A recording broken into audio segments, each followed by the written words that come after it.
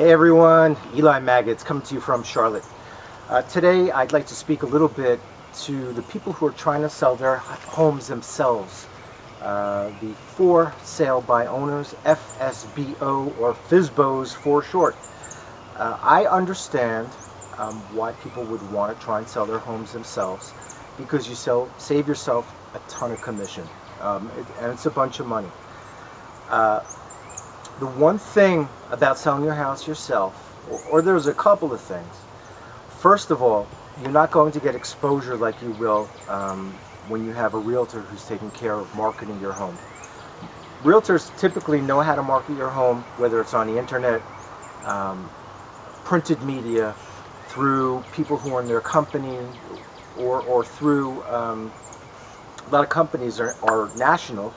So if there are people out in California, they're going to find out about your house if they're part of the organization. For instance, like a Keller Williams has 88,000 agents. So you're not going to get that. You may go with a low-cost broker who's going to put your pictures in an MLS, but that's not going to get you as much exposure or the exposure that you need. Additionally, realtors, brokers are great at photos, most of them anyway, and video and things like that. I guess that's stuff that you can do yourself. The biggest issue is that you have to be home to show your house. Here in Charlotte, realtors have these little keys that we can get into. If we make an appointment, we can get into your house to show it when you're not there. So it increases the number of showings, number one. Number two, when someone's going to look for a house, they're going to use a broker most of the time.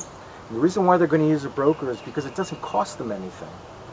The buyer typically does not pay the commission, so the seller pays a commission, and the buyer gets the use of the realtor's knowledge, resources, money for gas and lunches.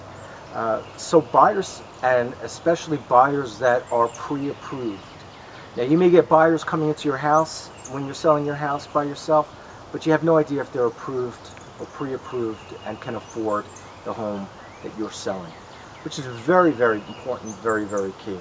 Now, it's also a fact that 80% of all people who sell their houses by themselves or try to on FSBO, for sale by owner, 80% do go on to use a broker to sell their home. That's fact number one.